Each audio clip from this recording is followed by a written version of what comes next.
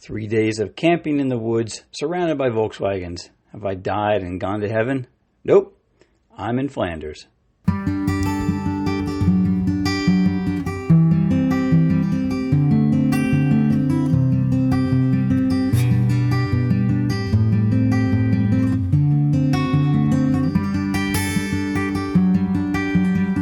Hello, VW enthusiasts, and welcome back to the Wilson the VW Bus podcast.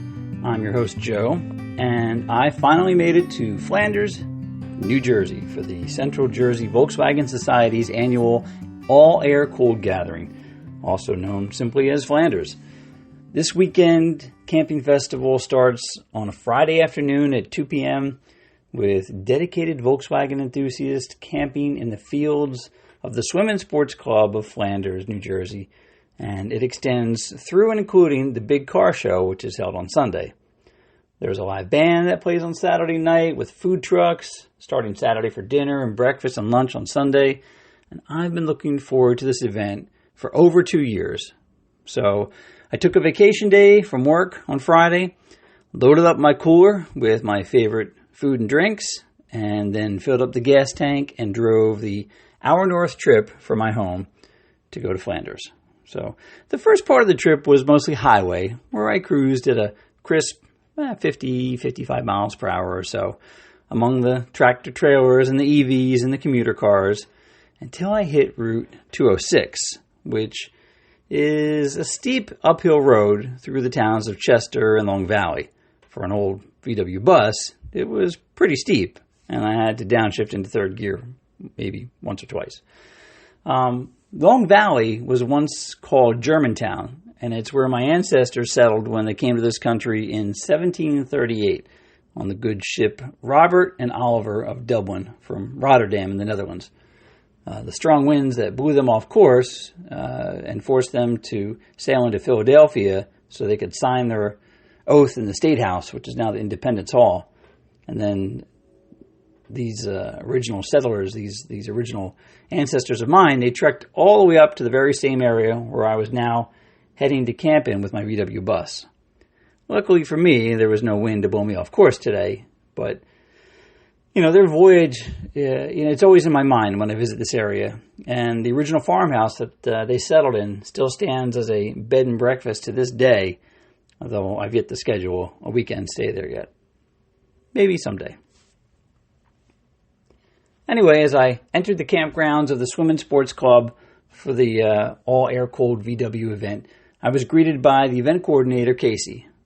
He and I had talked a little bit on Facebook during the week prior to the event because I wanted to donate a cool vintage water heater to his Sunday raffle. My father had picked it up from me, and I tried to get it working, but it needs some help. It needs to be rebuilt, and although I tried, I don't have any use for it with Wilson. But Casey was very appreciative, and we threw it in with Popeye's stuff. Now, Popeye, who I also just met, is a cool dude about my age, and he has this sweet double cab with a bunch of trick goodies on it, like a Porsche 356 Spotlight and some super rare imported German side mirrors with these integrated turn signals. Popeye has also got this impressive stable of German cars, including a few more VWs, and a 911. I was humbled when he said he wanted to add Wilson to his collection. Now Popeye was hanging out at the entrance with Bucky and Casey and a bunch of other guys, and they told me I could camp anywhere I liked. The field on the left side of the road was considered a bit quieter than the right side field, and they expected those people on the right to be a rowdy bunch, so I chose the left side, and just in case I wanted to get any sleep that weekend. I parked right next to a 1966 VW bus, all stock and in amazing condition, owned by a super nice gentleman I had just met named Carl from Bucks County, PA. Carl had pulled a pop-up camper with his bus, and he had already set up camp with his vintage Coleman mess kit stove that he had from his own childhood, camping with his parents and his three brothers. Carl was a few years older than I am, and he's a retired salesman from Sony, and he and I shared stories all weekend about our love of cars, Volkswagens, and family. He was a great camping neighbor and really solidified my experiences throughout the whole weekend camping. So not soon after I met Carl did I met Pepe and his family. And Pepe has a slick black Super Beetle. It's a convertible with Porsche wheels. And he invited me to come hang out by the campfire later with a whole bunch of his friends and his family members. And they all gathered together with all their VW bugs. I was surrounded on the other side by the VW group named the Filthy Buggers. They're a laid-back group of air-cooled enthusiasts promoting a no-drama club with the VW lifestyle. I think that actually two of their crew pushed a Myers Manx dune buggy out of the campground on the first night so they wouldn't wake anyone up.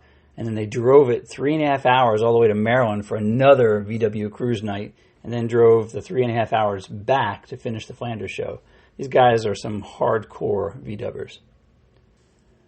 My first night camping in Flanders was my very first night camping in Wilson ever. It has been the culmination of the past 2.5 years to get to this event. I laid out my new bamboo mat just outside the cargo doors and set up the side awning canopy that I had built, put up a chair and a table just outside of Wilson, and was relaxing under the stars and the soft glow of my battery-powered lantern. Now, I thought I had brought everything that I needed. My food, drinks, all the electronics were charged up. I had a solar panel for when I needed to recharge them again, a camping stove, cookware, pots and pans, even my sleeping bag. The two things I did forget, however, were my toothbrush and a good sleeping blanket. Now, I won't be making those same mistakes again. Man, did it get chilly on that first night. It probably didn't help that I left all the jalousie windows open all night too. So the next day I made some tea, ate my breakfast, and then had the entire day to wander around all of the campsites and meet all of the campers that were on the other field, on the other side of the road. We talked for hours and hours endlessly about VWs with, these complete strangers. I had never met these people before. Many people came up to Wilson and asked how I even got them into the campground, because when I parked on the grass, Wilson's lowered stance gives the illusion that the bus is completely slammed on the ground with absolutely no ground clearance. I mean, you can't see under it at all because of the grass. I mean, I probably was the lowest bus there, but I still had the same 2.5 inches of ground clearance. So I dug out my drone and I flew it around the campsites, and I have some great videos that I posted on both Instagram and YouTube if you'd like to see it for yourselves. If you're starting to get the gist here, the Flanders event for most people is sort of the highlight of the year. And when my neighbor Carl asked me on Saturday night, as we were both cleaning up from our evening cookouts, what was next for me, I thought, well, this was kind of the end goal for my resurrection process with Wilson. To get Wilson back on the road and to go camping with him, well, in my mind, that's where I wanted to be. That was it. That was the pinnacle of this journey. Now, this was only my first shakedown or trial run, and although it was successful, to be completely honest, the most important thing that I wanted was still missing from my experience, and that was my family. They all had other plans for this weekend and couldn't make it, so the next time I go camping with Wilson, I would love to be able to take my family with me too. Hopefully we can get a nice weekend this fall to try it again. So Friday and Saturday camping was a blast, and by Sunday morning, all of the campers were required to clear out of the campsites and move on to the big field where the car show was to be held, because the campsite area was now needed to be used for spectator parking lots. Now, I'm always up early and had already packed up many of the things like my side awning and some, the table and the chairs from outside the night before, so as I wouldn't have to deal with the morning dew. By 8 a.m., they had started to play Reveille from a PA somewhere on the campsite, and you could hear someone saying, "Time to get up and move over to the show field, folks."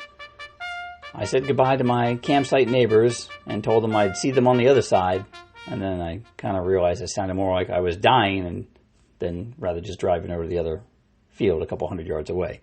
But we're all going to set up there for the car show. Like I said at the start of this episode, have I died and gone to heaven? Nope. It was Flanders. And I'll tell you all about the show, and I even have some actual interviews on the next episode of Wilson the VW Bus. Thanks for listening.